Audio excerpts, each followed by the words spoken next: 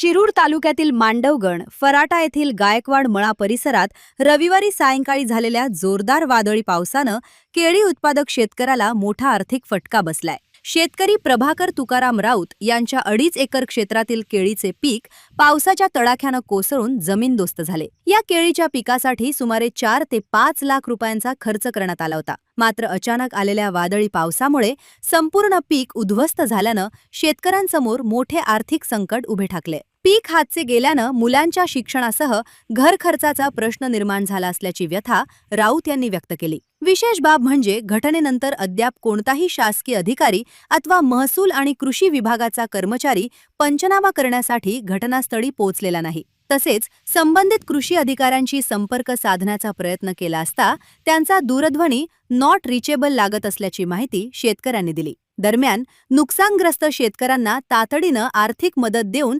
पंचनामा करण्याची मागणी परिसरातील नागरिक आणि शेतकरी वर्गातून होत आहे। माझं नाव सागर दत्तात्रय राऊत, राहणार मांडवगण फराटा, तालुका शिरूर, जिल्हा पुणे।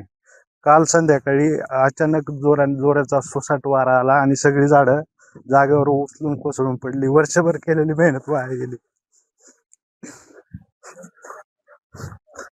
2 अधिकाऱ्यांना फोन केले पण कुणाचाच फोन नाही, काय नाही। याचे नुकसान आम्हाला कोण भरपाई करून देईल?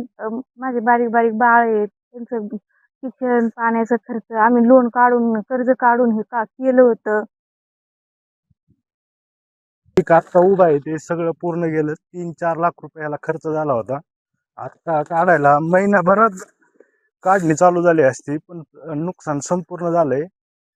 अजून पंचनामाला वगैरे अधिकारी वगैरे कोणीच आलेलं नाही। त्यांना कळकळीच विनंती आहे, कमीत कमी आम्हाला काहीतरी नुकसान भरपाई तरी भेटावी।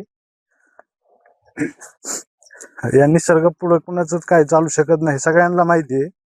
पण अधिकाऱ्यांनी आपापली जबाबदारी पूर्णपणे पार पाडावी एवढीच अपेक्षा आहे सरकारकडून, बाकी काही नाही।